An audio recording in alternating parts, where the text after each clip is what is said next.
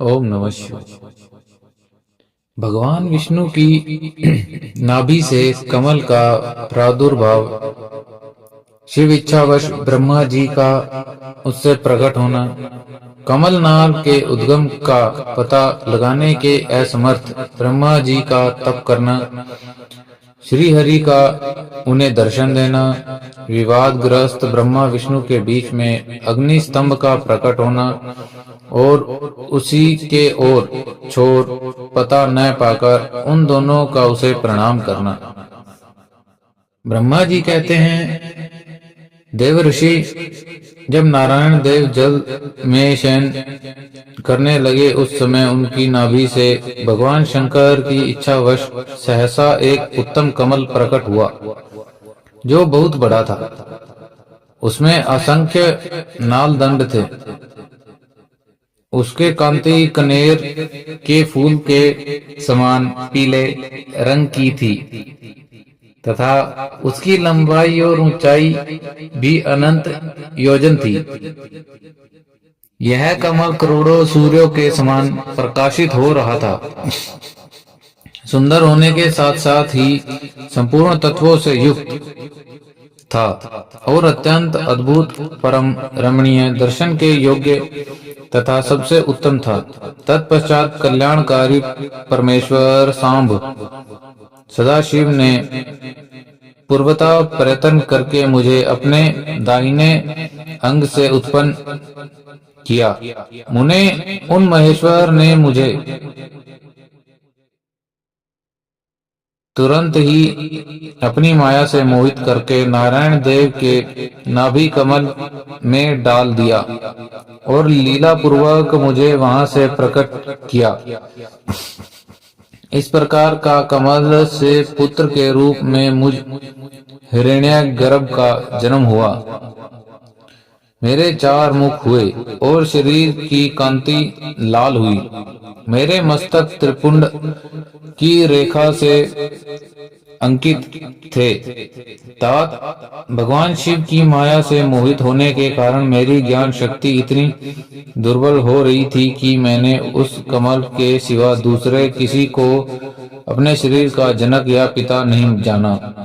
मैं कौन हूँ, कहाँ से आया हूँ, मेरा कार्य क्या है, मैं किसका पुत्र होकर उत्पन्न हुआ हूँ और किसने इस समय मेरा निर्माण किया है।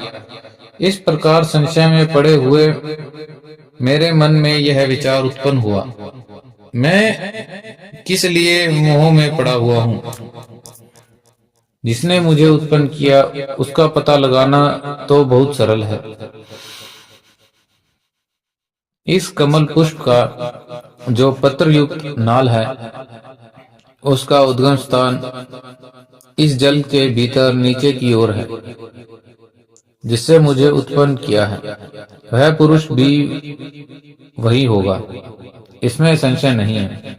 ऐसा निश्चय करके मैंने अपने को कमल के नीचे उतारा। मुने मैं उस कमल की एक एक नाल में गया और सैकड़ों वर्षों तक वहां भ्रमण करता रहा, किंतु कहीं भी उस कमल के उद्गम का उत्तम स्थान मुझे नहीं मिला।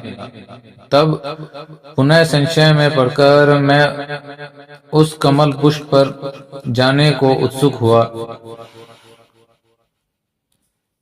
और नाल के मार्ग से उस कमल पर चढ़ने लगा। इस समय बहुत ऊपर जाने पर भी मैं उस कमल के कोश को न पा सका। उस दशा में मैं और भी मोहित हो उठा। मुने उस समय भगवान शिव की इच्छा से परम मंगलमयी उत्तम आकाशवाणी प्रकट हुई जो मेरे मोह का विध्वंस करने वाली थी। उस वाणी के ने कहा, तप तपस्या करो। उस आकाशवाणी को सुनकर मैंने अपने जन्मदाता पिता का दर्शन करने के लिए उस समय पुनः प्रयत्न पूर्वक 12 वर्षों तक घोर तपस्या की। तब मुझ पर अनुग्रह के लिए ही 4 भुजाओं और सुंदर नेत्रों से सुशोभित भगवान विष्णु वहां सहसा प्रकट हो गए। उन पर पुरुष ने अपने हाथों से शंख, चक्र, गदा और पद्म धारण कर रखे थे। उनके सारे अंग सजल जलधर के समान श्याम कांति से सुशोभित थे। उन परम प्रभु ने सुंदर पीतांबर पहन रखा था। सुभान। उनके मस्तक आदि अंगों में मुकुट आदि महामूल्यवान आभूषण शोभा पाते थे। उनका मुखारविंद प्रसन्नता से खिला हुआ था।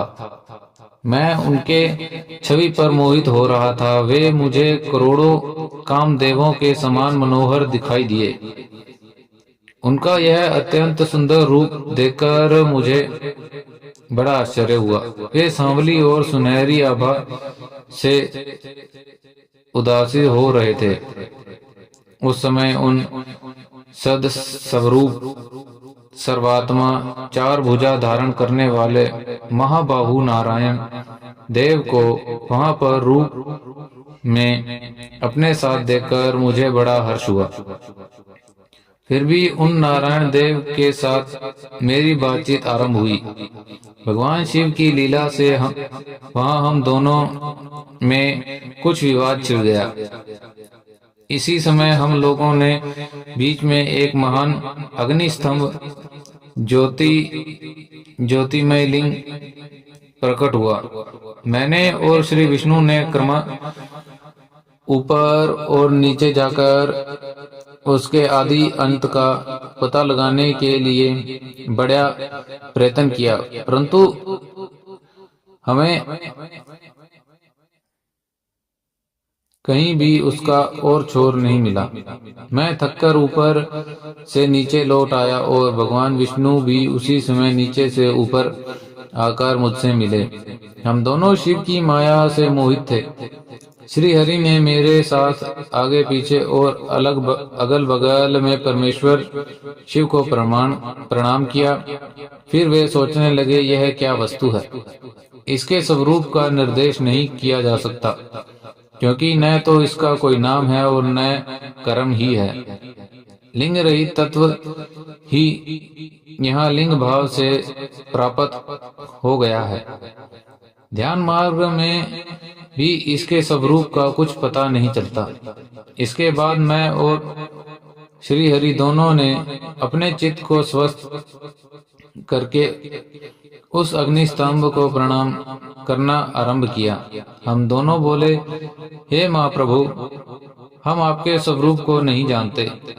आप जो कोई भी क्यों न हो, आपके हमारा नमस्कार है। महेशान, आप शीघ्र ही हमें